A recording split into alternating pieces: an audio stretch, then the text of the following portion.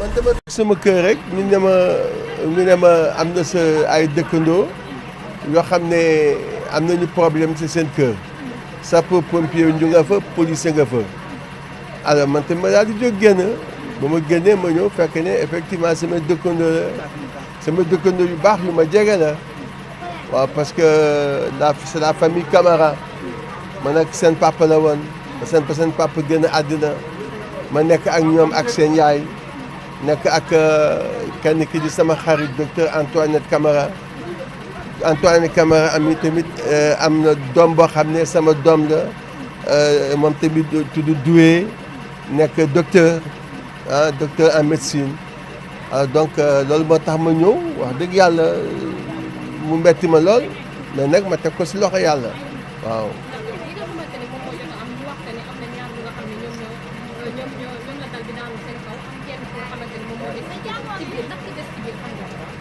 ñoom ñëpp xam naa seen yaay mag la mu ngi woon États-Unis dafa ñëw nag mais mag la dafa naa ne nan nañu docteur Antoinette moo gën mu des yaay ji nag nee nañ mi ngi woon ci salle bi parce que tu as vu voilà. Ah depuis 9h laa ko yëg D'ailleurs, là, je peux en profiter pour dire qu'il faut qu'on revoie notre système de secourisme. Parce que de 7 heures, près de 7 heures de temps, pour extraire 2 personnes dans une maison dont la dalle est effondrée, je crois que c'est trop. Il faut que le système de secourisme au Sénégal soit revu, avec des techniciens, des populations, tout ce que l'on fait. Sans impliquer les populations, ça ne rime à rien. Les populations doivent toujours être impliquées. Les techniciens doivent être impliqués et ensemble, ils doivent quand même constituer un bloc pour venir en aide. Normalement, depuis 3 heures, ça ne doit pas dépasser 3 heures de temps pour sortir la dalle et extraire les 2 personnes qui sont à l'intérieur. Mais près de 7 heures de temps, franchement, alors il faut que l'État du Sénégal revoie le système de secourisme.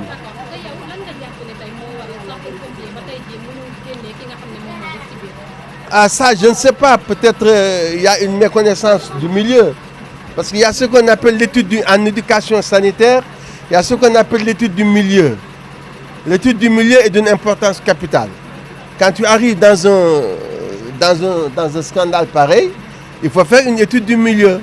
L'étude du milieu, tu ne peux faire ça qu'avec les habitants ou bien ceux qui habitent dans la maison. Alors, tu as maintenant la connaissance du milieu et avec la connaissance du milieu, tu peux intégrer pour maintenant essayer d'agir pour voir comment tu dois faire. Alors, les moyens sont avec toi, mais la connaissance du milieu se trouve avec les habitants ou avec les populations. Voilà.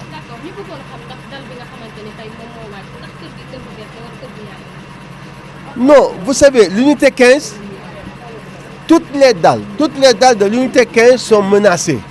Aucune dalle, en tout cas, sauf les nouvelles maisons, ou bien ceux qui ont pris le soin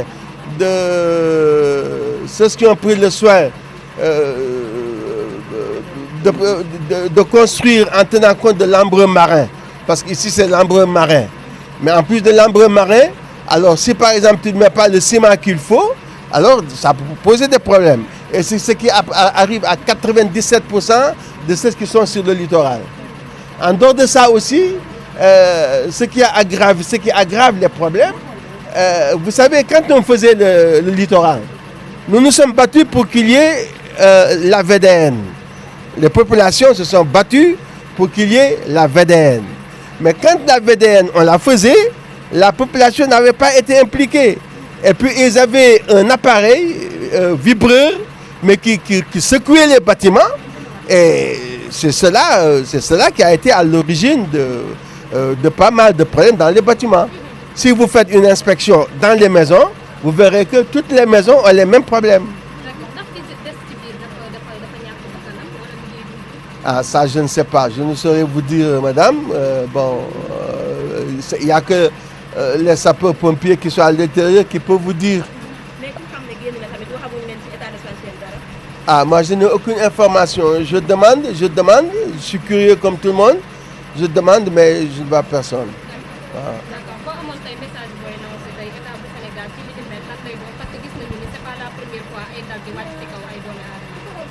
Bon, en tout cas pour ce que j'ai vu aujourd'hui, je respecte et je loue le système de secourisme, d'autant plus que je suis dans le champ de la santé. J'ai fait du secourisme, est-ce que vous voyez?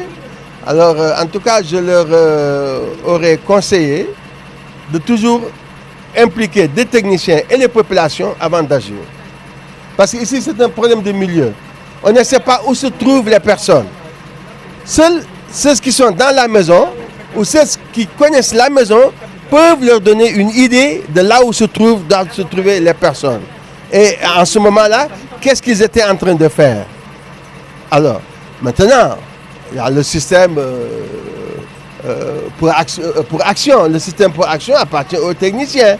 Bon, mais les techniciens du bâtiment doivent pouvoir, avec par exemple des appareils, mais aujourd'hui ailleurs, mais tout de suite on aurait eu des grues. Hein? Une grue aurait tout de suite ramassé disons, les gravats. Même le caterpillar qui est là pouvait, avec par exemple un système de renforcement des dalles, enlever les gravats. Alors donc moi je leur souhaite, vraiment je loue beaucoup l'action des sapeurs-pompiers. Ils sont très braves, hein, mais quand même rien n'est parfait dans la vie et personne n'est parfait. Et essayons encore davantage de travailler. Mais pensons toujours à l'unité 15. Pourquoi il y a eu ce problème? C'est depuis qu'il y a eu l'installation de cette route. La machine vibreur alors qui était en train de daller le sol, c'est cette machine qui a remué toutes les maisons. Aucune maison, jusqu'à Cambérène, aucune maison n'a été épargnée. Je vous en prie. Fay naa leen. ñu ñëw ci mbir mu doy waar bi nga xamante ni moom moo fi xaw fële ci Parcelles Unité 15 muy seen dëkkandoo yi nga xam ne daal bi dafa daanu ci seen kaw lan ngeen ci mën a wax rek. Asalaamaaleykum, maa ngi tudd Ibrahima Niang dëkk Parcelles mi nekk suma voisin chaque semaine maire bi dama woo ma ñëw foofu di waxtaan ak moom mu jàpp ma comme doomam parce que man am naa fi presque 10 ans mu nekk lu doy waar lu metti. Vraiment gis na loolu kii waa unité 15 yàlla nag lu mu dogal kenn mënu si dara il faut ñu gëm ko c'est que ñun unité 15 dañu am problème parce que bu ñu defar tali bi vibreur bi sonal nañu trop poussière bi sonal nañu trop machine yi dañuy yëngal man dem naa sama bâtiment dal bi tooj naa lépp génne locataire yi yëpp tooj ko pour reprendre ko parce que bu njëkk bu ñuy tabax suuf géej lañ doon tabax te suuf géej dafa am xorom day ronger fer bi donc loolu daal moo am daal. d'accord d'après maire bi nga xamante ni moom moo desoon ci biir génn na wala. waaw d'après li ma dégg doomam moo njëkk a génn mais à l'instant dégg naa maire bi génn na xaw ma nag parce que oto baa ngi di arrière ñëw kat ñoom la ñuy génne nii xaw ma nag ndax dund nañ wala dunduñu daal waaw asalaamaaleykum wa rahmatulah. Assola. Asso nga nekk dëkkandoo ak ñi nga xamante ni ñoom la bâtiment bi daanu kii rek maanaam yan nga ñu mën a indil ci ay leeral ci mbir mi naka la demee. Ah ñun dañaa toog ba si yàgg rek dégg kii bu daanu gris bi sax lañ ko tegoon mooy maçon yi ne fii mais ba ñu génnee mu nekk kër gi ñu daw dugg bañ demee tase doom ji mu yuuxu na maamam ak yaayam ñun ñu daw dugg fekk affaire bi daanu si seen kaw ñu daw yuuxu génn ñun daal loolu ñoo njëkk a dugg foofu te bañ egsee dañaa fekk affaire bi daanu ñu yuuxu ñun tam daw génn ñëpp ñëw mais am na ñu leen doon jéem a secourir mais policiers yi ba ñu ñëwee dañ leen écarté daal sapeur ñëw ak yëpp ñu nekk fi 11h ba léegi ñu ngi fi kenn génn mu des kenn 11h ba léegi ñu ngi fi kenn na fa des maam seen maam moo fa des moo des waaw ah waaw ndax kii bi si bâtiment bi si kaw moo daan si beneen bi mu wàcc ci suuf ki jot a génn ndax mën nañu xam état de santé fan la toll. ah boobu nag gisaguñ ko parce que police kii sapeur yi dañaa nëbb ñëpp dugal ko si biir am na ba léegi mu ngi fa si biir gisaguñ génnaguñ de. kenn ki nga xamante ni moom moo jot a génn moom état de santé nu mu demee. ah kenn gisu ko de. instant bi moom kenn xamu si lu mu ne ñu ngi ci biir oto bi daal xamuñu dund na wala dee na instant bi moom loolu. ba ngeen ba mu dalee génn ndax yéen bi ngeen dugg see am na lu dalaat ci kaw wala. non non dara dalaatu si kaw ndax ñun bañ dawee rek sët bi lañ fekk muy yuux di yëkkati xeer yi ñu daw génn. dal bi si kaw moo wàcc si kaw saal bi si kaw moo wàcc si beneen saal bi ci suuf mu daanu noonu la demee te boobu maam ja waaw ci suuf waaw noonu la demee. sapeur teel nañ ñëw waaw seel nañ ñëw. maire bi si kër gi la dëkkoon wala. waaw mais maam ji étage fii la nekkoon mais États-Unis la nekk temps yi daa ñëwoon pour kiiwu doomam bi sëtam bi boobu ba léegi delloogul nag. kon mën nañoo jàpp ni depuis 11h ba léegi maam ji moo nekk ci suufu xeer yi. moom la sapeur bëgg a sauver mënaguñu génn de mënaguñu génn de génn. ko ñoo wax lan moo waral loolu. ah xaw ma de dal bi daal a daanu. temps yi daal kii bi daanu woon na du ñëwoon ngeen fi devanture bi léegi nag biit moo daanu. kon su ma déggee maanaam mbir mi signalé woon na bu yàgg parce que devanture bi daanu woon na mais amoon nañu des ba tey ci biir génnuñu ci loolu nga xamante ni jotoon naa am. waaw loolu la moom.